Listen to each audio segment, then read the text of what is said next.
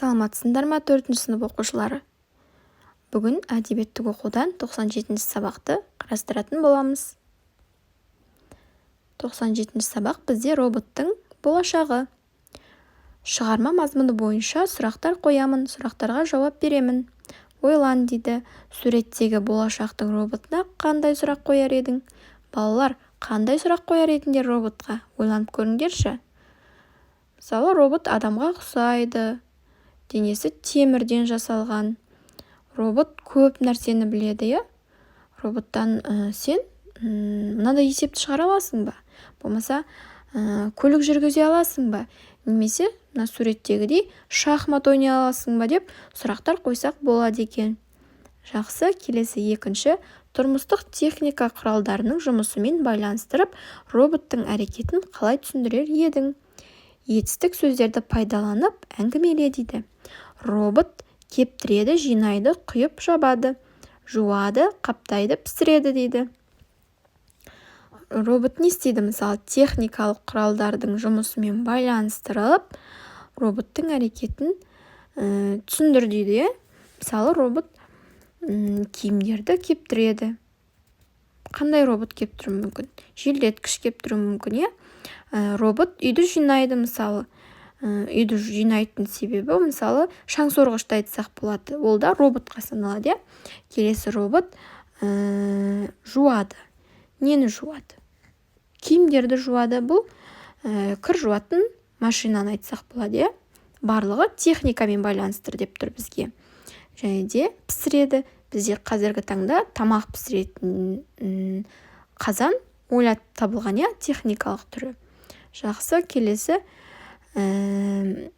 пікіріңді айт дейді. Адам өмірі болашақта роботтармен қалай байланысты болмақ? Болашақта мүмкін роботтар адамдардың орнына жұмыс істейтін шығар, мысалы. Адамдардың орнына талай жұмыстарды бітіретін шығар. Қазірдің өзінде бізде техникалық құралдарымызды роботта техникадан жасалады ғой, темірден жасалады. Тек оның дауысы сөйлей алады және бізді түсіне алады, иә? Сондай солай етіп жасалған робот. Ал қазіргі біздегі техникаларымыз жаңағы айтып кеткен шаңсорғыш, теледидарымыз да бар, мысалы. Оларда сол техникадан жасалынған, иә, пайдаланып жатырмыз біз қазіргі таңда. Жақсы, келесі.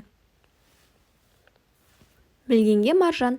Робот адамның, жануарлардың қызметтері мен іс-әрекеттерін ішінара немесе толық атқарады дейді. Ішінара дегеніміз жартысын немесе толық атқарады, иә? Алғашқы роботтар адамның қозғалысы мен сырт пішінін қайталады дейді. Олар ойын-сауық мақсатында пайдаланылды. Қазіргі кезде көптеген тұрмыстық қызметтерді атқаратын, қадағалайтын мүгедектер мен сәбилерге көмекші және тағы басқа роботтар жасалды. Робот адамдарды бір сарынды ауыр, зиянды, су астында ғарышта істелетін жұмыстардан босатып, үнемі жетілдіріп келеді дейді. Жақсы, жарайсыңдар, енді түсініп оқы кішкентай робот туралы ертегі. Ерте заманда бір кішкентай робот өмір сүріпті. Басқа роботтар сияқты оны да зауытта жасап шығарған еді. Ол балалар мен үлкендерді алдандырып, үй шаруасына көмекші болып, бір үйде өмір сүріп жатты. Кішкентай робот электрондық миына салынған қатаң бағдарлама бойынша әрекет етуге тиіс еді. Әке-шешесі жұмысқа, балалар мектеп пен балабақшаға баратын таңғы 8-де кішкентай робот музыканы қосып, тұратын уақыт келді, таң атты, көп ұйықтауға болмайды дейтін. Ал кешке барлық үйге қайтып келгенде әңгімелерін айтып күлдіретін. Жатар алдында балаларға ертегі айтып ұйықтататын. Осының бәрі күн сайын қайталанатын. Кейде мейрам кезінде бүкіл отбасы үйде болады. Кішкентай робот олармен бірге кәдімгідей адам сияқты күліп қуанғысы келеді. Бірақ ол тек жансыз темір еді. Кішкентай робот өзінің ешқашан адам бола алмайтынын білді. Оның темір мен пластмассадан жасалған денесі адамға ұқсамайтын. Бірақ адамға ұқсайтын. Бірақ ең басты нәрсе оның жүрегі жоқ. Яғни роботтың фигурасы, сыртқы келбеті адамға ұқсайды, бірақ оның жүрегі жоқ еді. Сондықтан ерте ме кеш пе тетіктері сыр берері сөзсіз. Тапсырманы орындамаса оны жөндеу шеберханасына, тіпті қоқысқа апарып тастайтынын кішкентай робот түсінеді. Енді ол бұрынғыдай өмір сүре алмады. Бірте-бірте ол үлкен үйде жиі-жиі жалғыз қалып ешкімге керек емес екенін сезінді. Тіпті ең жақын деген достары да әзіліне мән бермейтін болды. Кішкентай робот бір таңғажайып нәрсе жасағысы келді. Бір күні таңертең үйдегілер кетіп қалғанда, кішкентай робот далаға шығып балалар ойнайтын аулаға келді. Айнала тапталған, шашылған, қоқыс.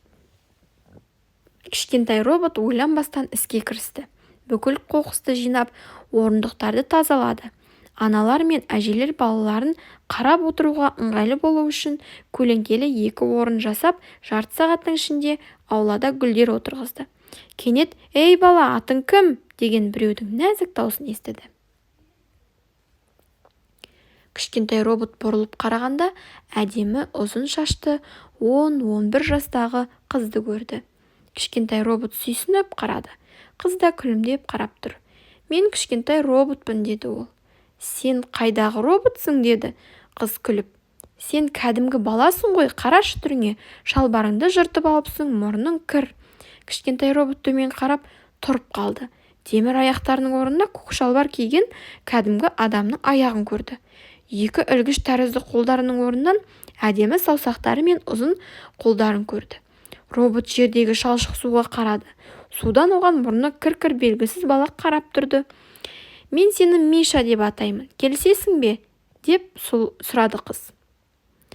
«Қандай керемет, сен Миша, ал мен Маша, жарасып-ақ тұр». Ол басын изеді. Маша оның қолынан ұстады. Олар қаланың бұрын көрмеген жерлерін аралауға жүгіре жөнелді. Енді бұның авторы Эрнест Ильин екен, ал аударған Біржан қызы. Жақсы, кішкентай роботтың сыртқы бейнесі қандай? Сыртқы бейнесі темір мен пластмастан жасалған адамға ұқсайды, сұлбасы. Робот неліктен күнделікті өміріне риза болмады? Себебі ол күнделікті өмірінде егер бұзылса, болмаса басқа жұмысты дұрыс атқармаса, оны жөндеуге жібереді, немесе қоқысқа да тастай салуы мүмкін еді. Ертегін оқығанда қандай сезімде болдыңдар, балалар? Жақсы, келесі ертегідегі қиял ғажайып сәттерді әңгімеле. Ертегідегі қиял ғажайып сәттер ол кішкентай роботтың бірінші жасалып жаңағы үйге келуі, роботтың кәдімгідей балаға айналып кетуі, қандай қиял ғажайып осы жері, және адам сияқты ол сезімін білдіруі. Жақсы, жарайсыңдар балалар. Енді білгенге маржан. Робот қарқынды дамып келе жатқан болашақтың жоғарғы технологиясы. Робот чех тілінен аударғанда робота еріксіз еңбек, яғни деген сөзді білдіреді екен. Осы чех жазушысы Чапек деген кісі ойлап тапқан екен. Ол алғашқыда шебер адам мағынасында қолданған екен.